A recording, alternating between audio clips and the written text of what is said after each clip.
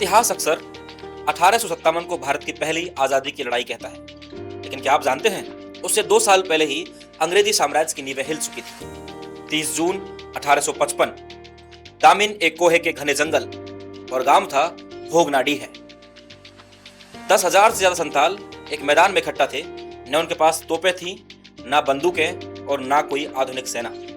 सिर्फ तीर, धनुष, कुल्हाड़ी और आजादी की आग उनके पास थी।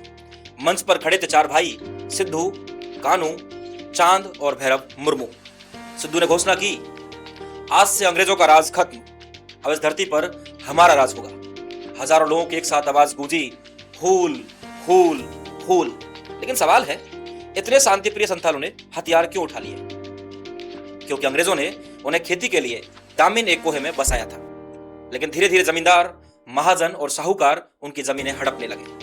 माल गुजारी ना देने पर खेत नीलाम कर दिए जाते, कर्जा ना चुका पाने पर पूरा परिवार कामियोती और हरवाई जैसी बंधुआ मजदूरी में धकेल दिया जाता। उधर अंग्रेज रेलवे बिछाने के लिए उनकी जमीनें और मेहनत दोनों चाहते थे। संथाल इन शोषकों को एक ही नाम से पुकारते थे, दिक्कू, यानी बाहरी शोषक। 7 जुलाई 1855 संथालों ने अत्याचारी दरोगा और उसके सिपाहियों पर हमला कर दिया। अब यह विरोध नहीं रहा, एक खुला युद्ध बन चुका था।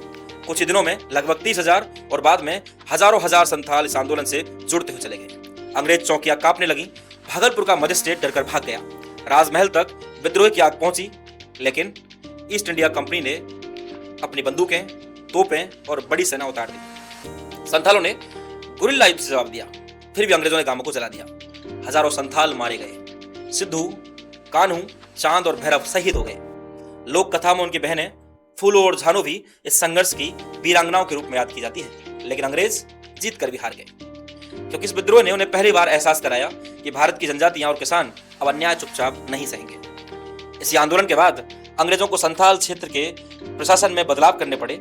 आगे चलकर संथाल परगना काश्तकारी अधिनियम 1876 और बाद में छोटा नागपुर काश्तकारी अधिनियम 1908 जैसे कानून बने, जिन्होंने आदिवासी भूमि की सुरक्षा को कानूनी आधार दिया।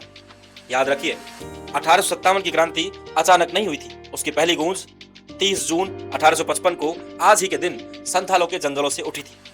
वह सिर्फ एक विद्रोह नहीं था, यह उस मिट्टी की पुकार थी जिसने दुनिया को बता दिया कि आजादी की कीमत खून से चुकाई जाती है।